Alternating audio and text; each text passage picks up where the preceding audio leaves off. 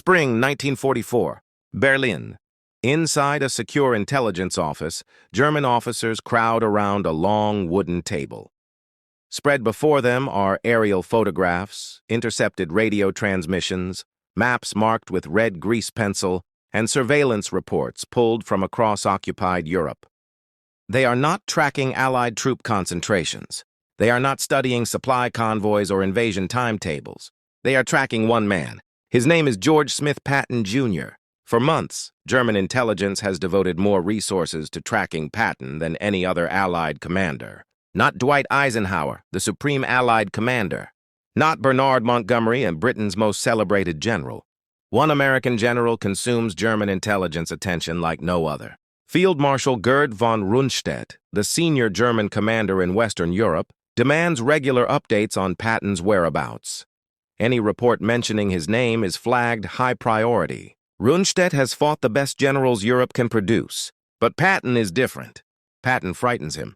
The Germans believe that wherever Patton appears, disaster follows. And they are right. The Germans first encounter Patton in November 1942 during Operation Torch, the Allied invasion of North Africa. Patton commands the Western Task Force, landing 35,000 American troops on the coast of Morocco. It is America's first major ground operation against Axis forces in the war. German commanders watch closely. They always study enemy generals. They look for habits, for caution, for hesitation. What they see in Patton disturbs them immediately. He moves fast. Too fast. American doctrine emphasizes careful planning, overwhelming firepower, and methodical advance. Patton ignores all of it. Within 3 days, he secures Casablanca and accepts the French surrender. German observers report something unprecedented. American troops advancing with speed normally associated with German panzer units. This is not how Americans are supposed to fight. Field Marshal Albert Kesselring, commanding German forces in the Mediterranean, requests a full intelligence profile. Who is this man? The answer makes German commanders uneasy. Patton has spent his entire career studying German warfare. He reads German military theory in the original language. He walks World War I battlefields where German armies nearly broke through. He understands German operational thinking, often better than German officers themselves. This is not an American general fighting by American rules. This is an American general thinking like a German. February 1943. Tunisia. German forces under Field Marshal Erwin Rommel launch a devastating offensive at Kasserine Pass. Inexperienced American units collapse. Entire formations flee in panic. It is the worst defeat American forces will suffer in the entire war. German commanders watch carefully. They expect retreat.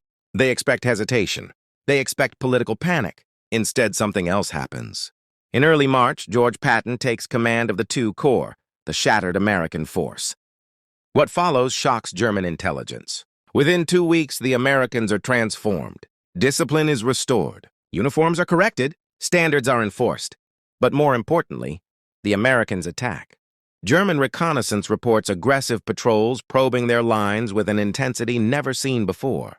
Rommel notices. In his diary, he writes that American forces have suddenly become far more dangerous. The change is too fast to be explained by reinforcements or equipment. Only one explanation makes sense. Someone new is in command. July 1943. The Allies invade Sicily. The plan gives Montgomery the lead. Patton is supposed to protect the flank. Patton ignores the plan. He drives west, then north, then east, faster than anyone thinks possible. His army covers ground at a pace that stuns both Allies and Axis. German units retreating toward the Strait of Messina expect time. They do not get it. Patton is coming too fast. Withdrawals turn chaotic. Units scramble for evacuation. Entire formations barely escape. Patton reaches Messina before Montgomery, despite starting farther away.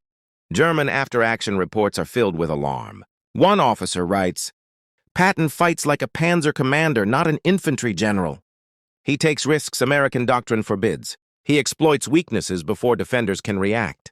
Worst of all, he thinks like them.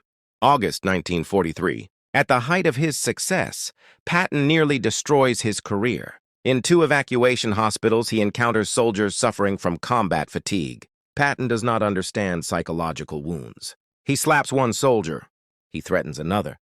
The news explodes. Eisenhower is furious. The press demands Patton's removal. Congress calls for disgrace. German intelligence watches in disbelief. The most dangerous Allied general might be removed by his own side. But Eisenhower does not fire him. He reprimands Patton and keeps him. German officers take note. You do not preserve a general like that unless you plan to use him again. Early 1944, England. Patton has no combat command. The Germans track him obsessively. They know one thing with absolute certainty. Wherever Patton goes, the main attack follows. German intelligence concludes that Patton must command the invasion force. It makes perfect sense. The Americans would never sideline their best general. What the Germans don't know is that Patton commands a ghost army. The first U.S. Army group exists only on paper. Inflatable tanks, fake radio traffic, plywood headquarters. The deception works because the Germans believe in Patton. They reinforce Pas-de-Calais. They wait. June 6, 1944. The Allies land in Normandy. German commanders hesitate. Is this the real invasion, or a diversion before Patton strikes Calais? Rundstedt wants to release the panzer reserves. Hitler refuses. For 6 weeks, Germany's best armored divisions wait for Patton. They never come. August 1st, 1944. Patton finally receives command of Third Army. The nightmare begins. In 2 weeks, Third Army advances farther than Allied forces had managed in 2 months. German lines collapse. No front exists because Patton keeps moving it. Then comes Falaise. Tens of thousands of Germans are trapped. A survivor later says, "It was worse than Stalingrad. At least there we had time." Patton gives them none. The bulge, 48 hours. December 1944. Germany strikes through the Ardennes. Allied forces reel. At Verdun, Eisenhower asks how fast they can counterattack. Patton answers, 48 hours. He turns an entire army 90 degrees in winter conditions. The Germans never expect it. Bastogne is relieved.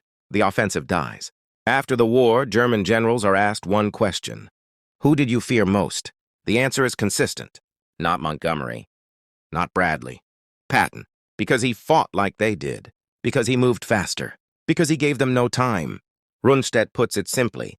Patton was the most dangerous man we faced.